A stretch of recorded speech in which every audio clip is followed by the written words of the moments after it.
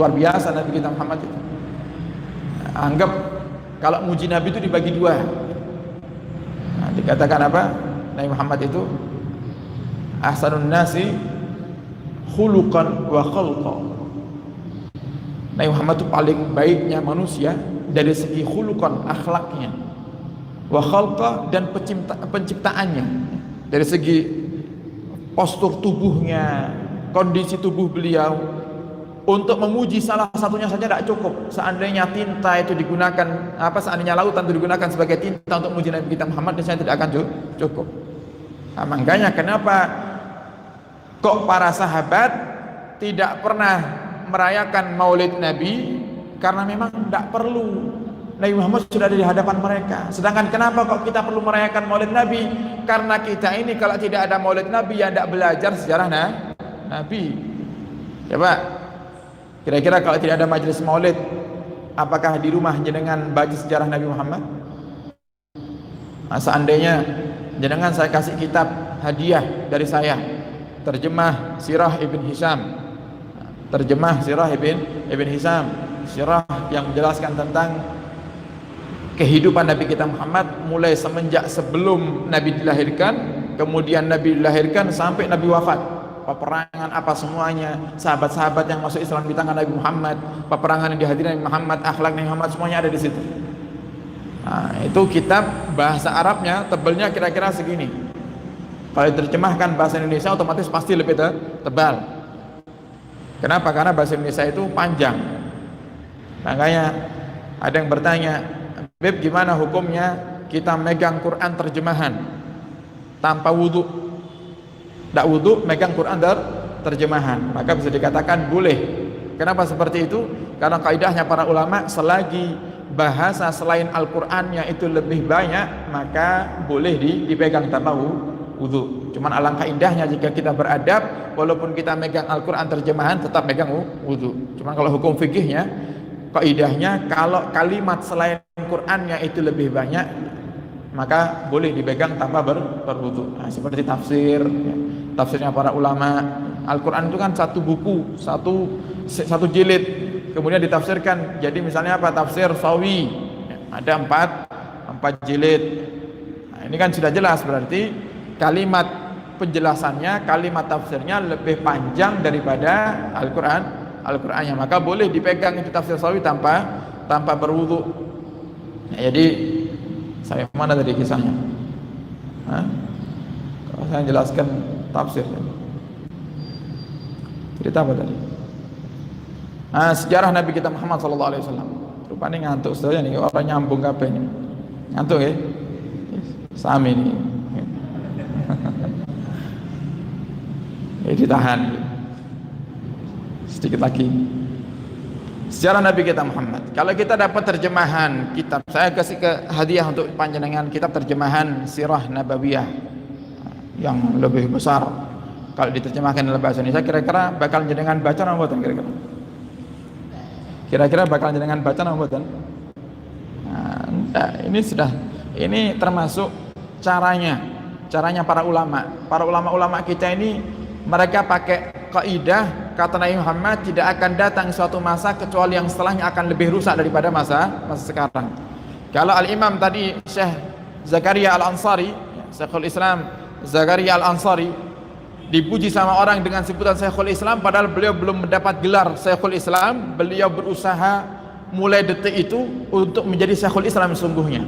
Jadi benar-benar jadi orang yang mendapat gelar gurunya para gurunya agama Islam.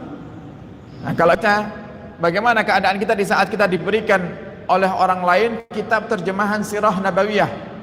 Apakah bakal kita baca? Tidak. Para ulama itu tahu, karena zaman ini semakin hari semakin rusak, otomatis semakin hari bakal semakin sedikit orang yang bakal membaca kitab. Sekarang gini aja, kita posisikan diri kita ini di kelas orang awam. Kita anggap diri kita ini orang awam. Dan sekarang kita lihat bagaimana muncul orang-orang yang mengaku mereka ustadz, tapi terkadang mereka tidak tahu sejarah Nabi kita Muhammad SAW. Bagaimana dengan yang awam? Yang ustadz saja kadang masih belum tahu pasti tentang sejarah Nabi, bagaimana dengan yang awam, yang memang mereka belum bisa untuk membaca kitab berbahasa Arab, dikasih terjemahannya pun mereka paling baca selembar, 2 lembar, 3 lembar, tutup. Nah, ini kan kebiasaan kita. Kalau sudah beli buku baru, semangat baca. Masya Allah buku baru semangat. Unboxing, kadang di video, di video, alhamdulillah saya dapat buku sejarah Rasulullah, baca hari ini baca 2 lembar, besok 2 lembar, besoknya lagi 2 lembar, 6 lembar tutup, sudah hatam. Padahal itu kitab masih ratusan Pak halamannya. Ini kebiasaan kita, semangat baca kalau bukunya masih baru. Memang wataknya manusia itu seperti itu. Coba jangan nggak ada handphone anyar, kira-kira gimana? Seharian non-stop megang HP. Kenapa kan? Coba itu kamera depan, coba selfie 100 kali, mau coba belakangnya, wataknya manusia itu gitu. Semangat kalau baru, punya sarung baru, seminggu orang ganti sarung, sarung itu aja. Perempuan juga seperti itu, kerudung baru, majlisan 6 kali, kudungnya ini kumawon. Kenapa anyar? Nanti kalau sudah seminggu dicampakkan. Nah, ini sudah wataknya manusia. Sesuatu yang baru terkadang menjadikan semangat, makanya sampai para ulama itu mengajarkan kepada kita, kalau kita kepingin semangat sholat sunnah itu yang pindah-pindah tempatnya, yang pindah tempatnya. Misal sekarang sholat di sini, misalnya di Masjid Al-Ikhlas, nanti duhanya misalnya jenengan pindah kemana, atau misalnya jenengan nyicil, atau kalau Ramadan, ini biasanya guru-guru kita baik di Pasuruan ada Habib Taufik Assegaf, di Cirebon ada guru kita Buya Yahya, itu kalau sudah malam-malam akhir bulan Ramadan mengadakan konvoi keliling ke masjid-masjid, konvoi keliling di malam hari di masjid-masjid. Tujuannya untuk apa? Sholat tahajud bersama, tapi masjidnya pindah-pindah.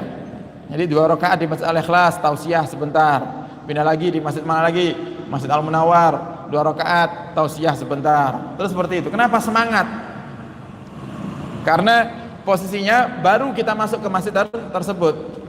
Sama dalam hal apa lagi? Jumatan misalnya, Jumatan. Coba sesekali jenengan, yang biasa Jumatan di Al-Ikhlas, sekali coba Jumatan di Al-Munawwar. Bedakan jenengan yang biasa Jumatan di Al-Ikhlas dengan yang Jumatan di Al-Munawwar walaupun sekali. Coba lihat bagaimana fokusnya jenengan ketika sholat Jumat.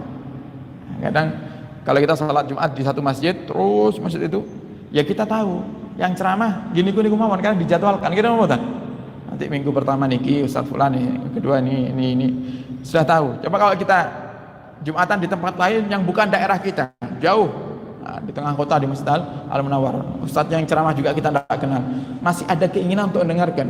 Tapi kalau yang Ustadz yang menyampaikan sudah biasanya kita dengar, kira-kira apa? Ustadznya belum naik ke mimbar sudah tidur kita, bangun-bangun sudah komat. Kadang sudah ngelihat komat malah nuduh lagi, ini imamnya khotibnya sesat nih. Jadi kok enak sholat Jumat orang enak khutbah iki pripun nih? Bukan ada khutbahnya, jenengan tidur orang kerasa khutbah wis mari. Kadang sudah sholat, imamnya sudah waladhdallin amin, masih duduk aja dia, masih khusyuk tidur. Nah, ini sesuatu yang baru terkadang menjadikan kita semangat.